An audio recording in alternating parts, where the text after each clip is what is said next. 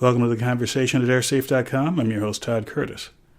On February 26, 2016, George Airport in the Western Cape district of South Africa inaugurated a solar power system using photovoltaic technology to supply part of the power needs for that airport. On March 1st, I had a conversation with BBC Newsday where we discussed some of the implications of this sort of power system both at George Airport and at other airports around the world. Newsday from the BBC with Nkemi Fejka and Alan Kasuja. South Africa has opened the continent's first partially solar-powered airport in the Western Cape province. George Airport, which serves over 600,000 passengers each year, has launched a clean energy project, which during its first phase will contribute around 40% of the airport's electricity needs. Once completed, the airport is expected to be totally independent of the national grid. Let's speak to Dr. Todd Curtis, who's a founder of airsafe.com, an air safety and security website. Are you impressed by what the South Africans are doing? I am quite impressed in that this is a national program that they have in South Africa, and they're rolling it out in various places, and it's good to see that it's happening at a transportation hub such as George Airport, because this is a model that can be followed not just in South Africa, but around the world. Is this something which has happened anywhere else, any other airport that you know of?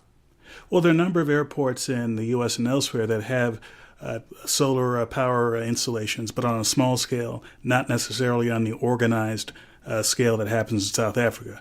But it is a very common thing for airports to do something, many things, in order to reduce their environmental impact, and solar power is definitely one of those things.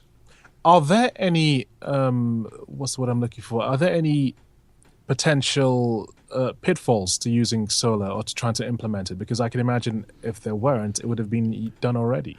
Well, they're not pitfalls as much as there are obstacles that have to be overcome, one of which is infrastructure. Typically, a photovoltaic system such as what's happening at George Airport, they have to install the solar panels themselves and the other electrical equipment that goes with it. Then there are financial and considerations in that this system has to pay for itself over time.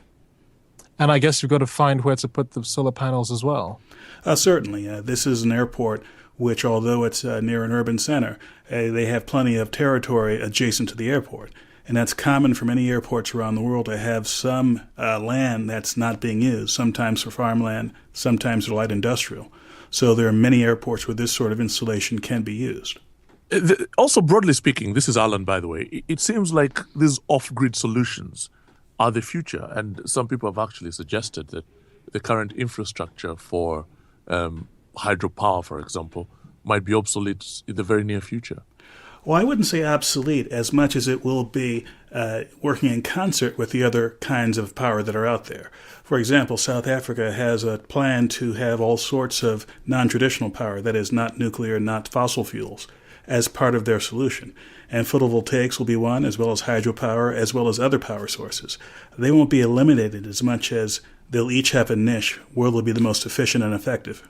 And the photovoltaic solutions actually go beyond just providing energy. They could also integrate challenges that African countries face, like potable water and irrigation, for example. Absolutely, because once you have an electrical generating source, no matter what technology is used for that, you can use it to do other things, including running industrial complexes, including water purification.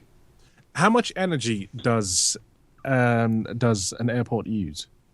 Well, it depends on the airport, and really it depends on what other facilities are being used at that airport. If you're talking about a major 24-hour airport, a major international hub, you'll have a variety of things that are not related to the airport per se. For example, nearby hotels and shopping districts and office districts. At a smaller airport, you may not have that much demand for power or for airport services at night and during times when obviously solar power isn't available. Okay, thank you very much. And that's from airsafe.com. That's Dr. Todd Curtis. For more information about airline safety and security, please visit airsafe.com. Thanks for listening, and we'll see you next time.